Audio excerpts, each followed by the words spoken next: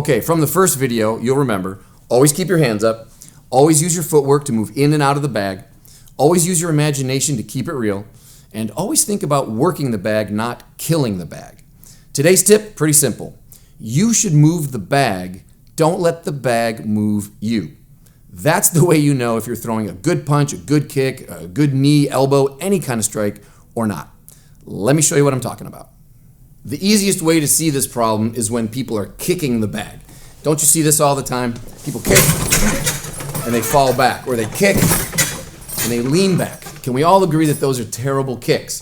Their timing is off, the distance is off, their structure is off. Terrible. Well, the same thing can happen with a punch. It may not be as obvious depending on the weight of the bag or how bad their timing and distancing is, but the problem is still there, even very subtly. Let me show you some bad punches.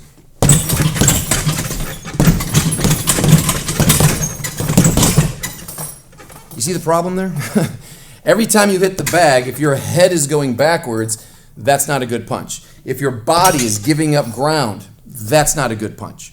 And again, this can be, I'm making it pretty obvious, but it can still be very, very subtle. There's just a little bit of a waver. You got to pay attention to that stuff when you're hitting the bag. If you slow down, you'll see it more easily than if you're wailing away, killing that bag. So remember that the whole point of hitting something is to take as much of your weight, as much of your intentions, and dump it into the bag or the bad guy. I'm trying to gain ground and hold ground if I can. I don't want to retreat unless it's my choice to retreat. So throw punches, not boomerangs. Whatever energy and whatever power you can muster, it should drive into the bag and not bounce back into your bones or your body. Here is the key moment that you must pay attention to when you're working with a heavy bag. The moment when your hand touches the bag, you'll notice that your arm is still not fully extended. If it was, then there would be no punch at all. You'd just be touching the bag, not really punching it. So, with my arm not fully extended, there's only a couple of things that can happen after this point.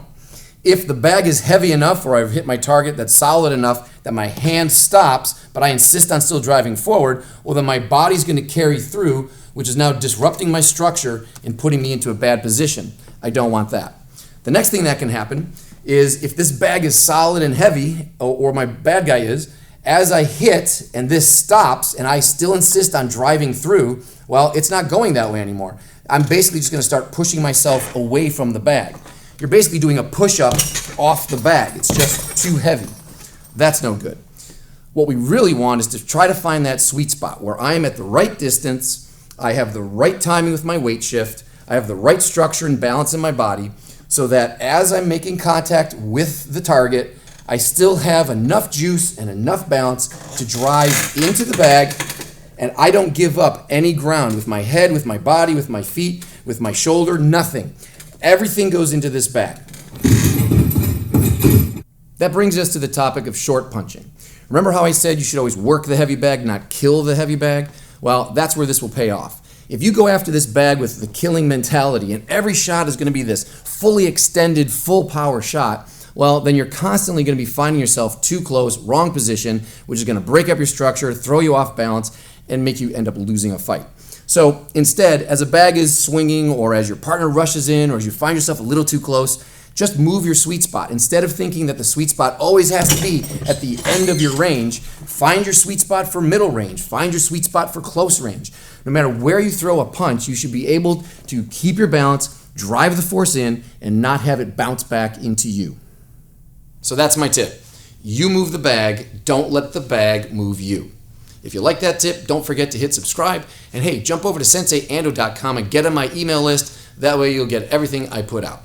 Until next time, go train, hit something, get a little better every day, and keep fighting for a happy life.